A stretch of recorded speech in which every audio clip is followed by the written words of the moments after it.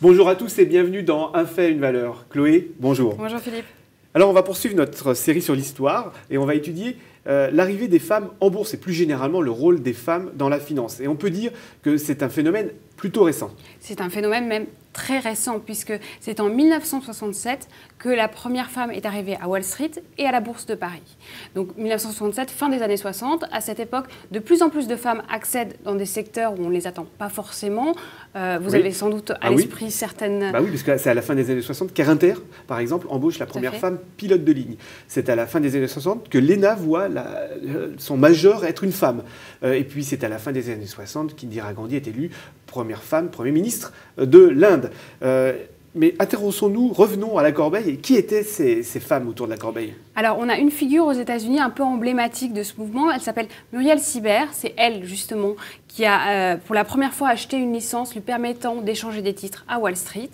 Elle s'est plutôt bien débrouillée sur place, mais elle a dû attendre des années et des années avant d'avoir des consoeurs au sein de la corbeille. Alors, Mickey, comme l'a surnommé ses confrères, était la première d'une longue série. Et la dernière en date, la dernière vraie grande réussite d'une femme dans le monde de la finance, c'est Christine Lagarde, en 2011, qui devient la première femme à diriger le Fonds monétaire international, le FMI. Alors, elle se retrouve quand même au milieu de 24 hommes. Mais revenons en France. Autour du CAC 40, des très grandes sociétés, est-ce qu'on trouve beaucoup de femmes dirigeantes? Alors, j'ai épluché l'intégralité des organigrammes des sociétés du CAC 40, et alors je peux vous dire que non, il n'y a à l'heure actuelle aucune femme à la tête du CAC 40. Mais il y en a déjà eu. Il y en a déjà eu. On peut citer par exemple Anne Lauvergeon, qui était présidente d'Areva. Alors, est-ce qu'aux États-Unis, c'est la même pénurie de femmes sur les grandes sociétés? On peut dire que les hommes sont très largement surreprésentés dans les grandes sociétés, notamment dans les grandes sociétés cotées.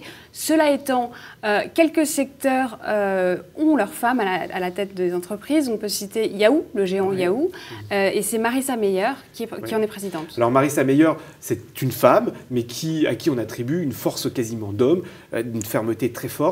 D'ailleurs, on l'appelle Madame 10 minutes parce que ces rendez-vous ne doivent pas durer plus de 10 minutes. Est-ce qu'il y a d'autres femmes aux États-Unis qui ont sa même importance? Alors, depuis janvier 2013, il y a Mary Barra qui, elle, est à la tête de General Motors. Alors, General Motors, c'est quand même un secteur réputé pour être très masculin. Donc là, il s'agit limite macho. Il s'agit d'une petite révolution.